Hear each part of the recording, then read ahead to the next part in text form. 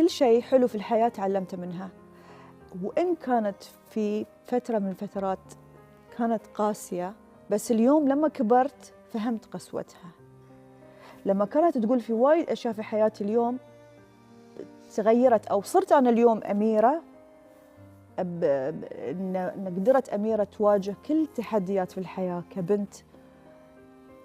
أكيد أمي كانت قاسية، تحبنا وتدلعنا وفي قسوة في نفس الوقت، فما كنت أنا أفهم وقتها قسوتها. ما كنت أفهم الكلام لما كانت تقول لي وقتها ماما لا تسوين كذي، ماما هذا الشيء، ماما كذي. بس حرصها وخوفها وخوفنا إحنا، يعني أنا كنت أخاف منها في وايد أشياء. هذا الشيء اللي خلى شخصيتي اليوم كذي، خلى عندك رقيب ذاتي. مليون بالمية. فالله يحفظها ويطول بعمرها الحلوة الجميلة.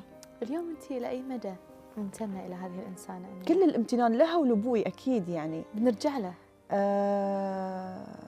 كل شيء فيه أنا اليوم أكيد فضل رب العالمين، ثم فضل أمي وأبوي. حبيبتي أميرة، أمي أحبك وايد ماما. وفخورة فيك ما شاء الله. من يوم كنتي في الابتدائي تحبين المسرحيات، كنت تشاركي في مسرحيات مدرسية، يا حبيبتي. وبعدين لين كبرتي الإعدادي أكثر شيء في مسرحيات على خشبة نادي مدينة عيسى. بعدين دخلتي في مجال تمثيل وكنتي متفوقة في دراستك، حتى دخلتي جامعة ودائما هادئة، مالت صوت في البيت وفي المدرسة كلها متفوقة، وما تعبتيني أبدا في دراسة، تحبين تدرسين.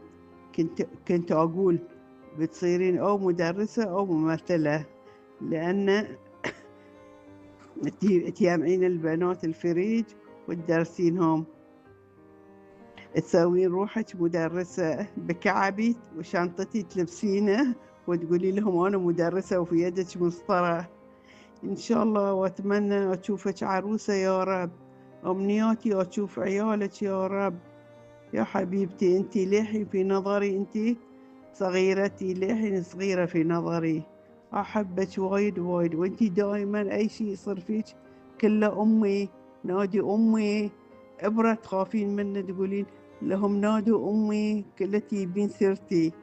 حبيبتي أحبك وايد وايد وايد، وأتمنى لك خير يا رب، يا قلب الحنون أنتي يا رب العالمين. حبيبتي حبيبتي، أنا آسفة أنا آسفة أنا آسفة حبيبتي. صعب الإنسان مهما كبر في العمر، مهما وصل، الأم هي نقطة الضعف عند أي شخص.